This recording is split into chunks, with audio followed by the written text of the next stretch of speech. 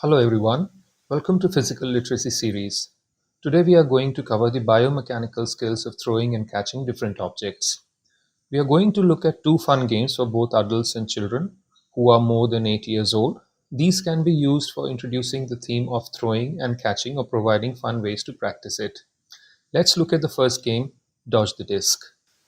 In terms of equipments and players, we just need a frisbee for the first variation. In this variation, 11 players play in a group as individual players only. The second variation is played between two teams with 8 to 10 players in each of the teams. We also need a stopwatch or any clock to time each team dodging or throwing. Safety is very important in this game as it involves hitting your opponent by throwing a disc. It must be made sure that disc is not too big or heavy, and similarly it should not have hard or sharp edges. If we look at the field, it is a simple rectangle which can be of different size based on the age and the skill level. It mainly has two parts. One is the throwing area on both the sides of the ground where throwers stand. In these areas on both the sides, 4 to 6 players can stand, and then we have a central standing area or dodgers area where players dodging the disc are supposed to stand. If you look at the dimensions, these can vary based on the age and skill level as well.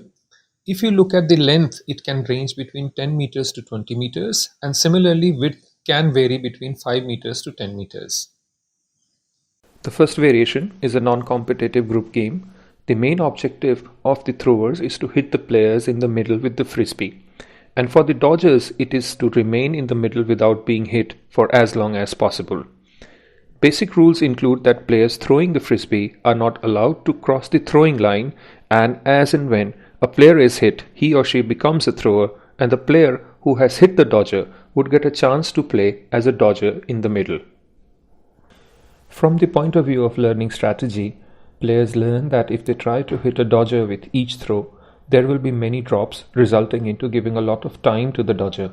Hence, they must continuously try to pass the frisbee to each other at waist height as quickly as possible, catching the dodger off guard, resulting into hitting more players. Let's have a look how this game really looks like.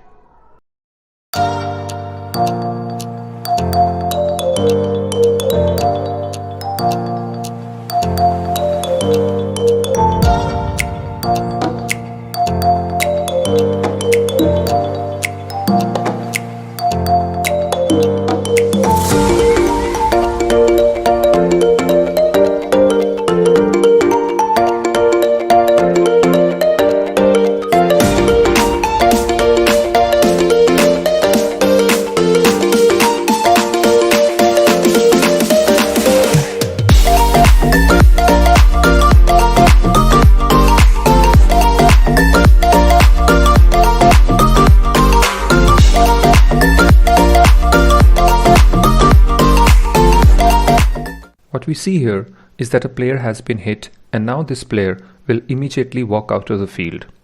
In the same manner, when all three players are hit, they will go and replace the throwers, and the players, those who were able to hit the dodging players, would come in the middle and the game would restart. So we can see that it is also a non-ending game which can be played for as long as players want to play. This process can be repeated.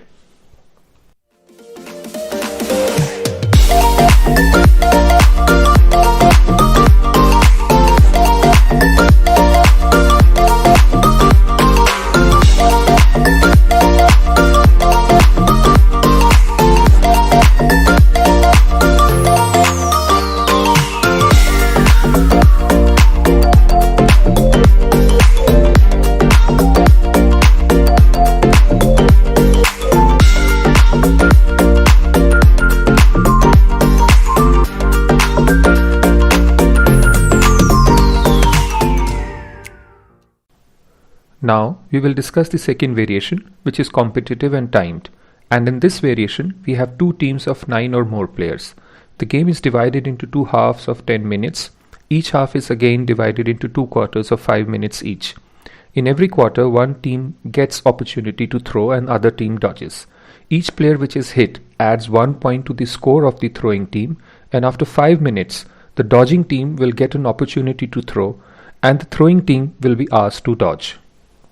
It is important to remember that in this variation the dodging team will always go for dodging in a battery or a group of 3 players only. This means that when all the players of the first group are out, only then the next group of 3 players will enter for dodging. Now it is time to move to our next game, which is a variation of underpass with ball throw.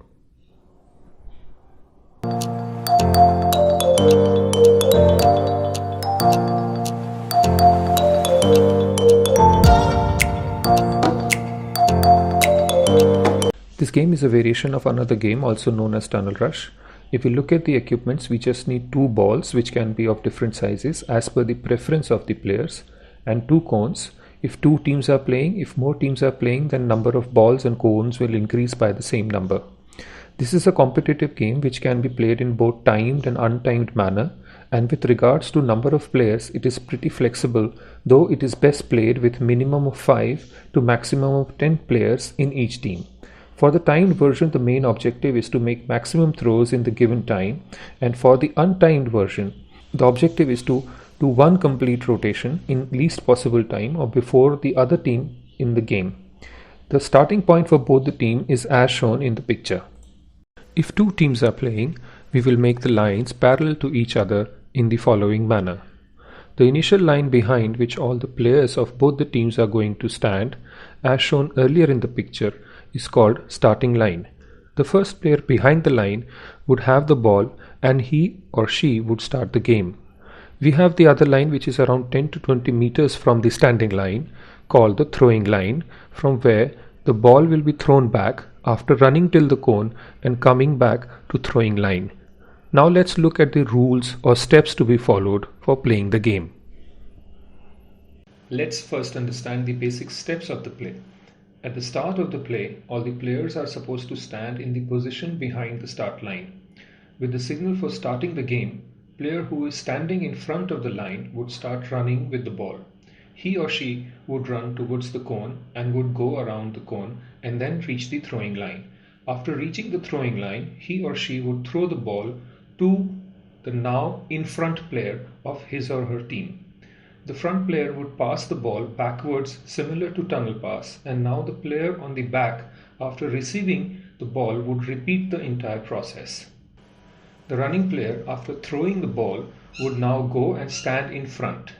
This process can be repeated till the decided time, and 1 successful throw would count as 1 point for the team.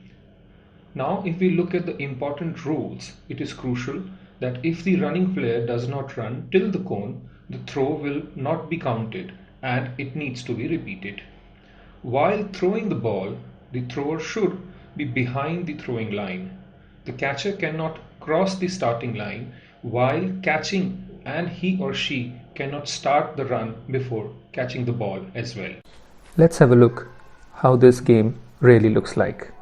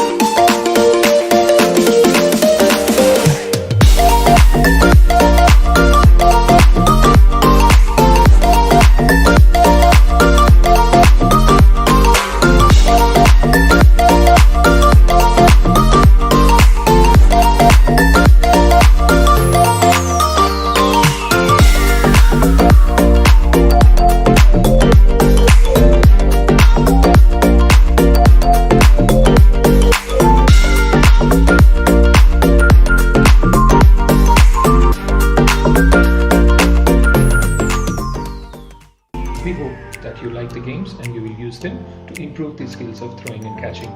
See you with some more games.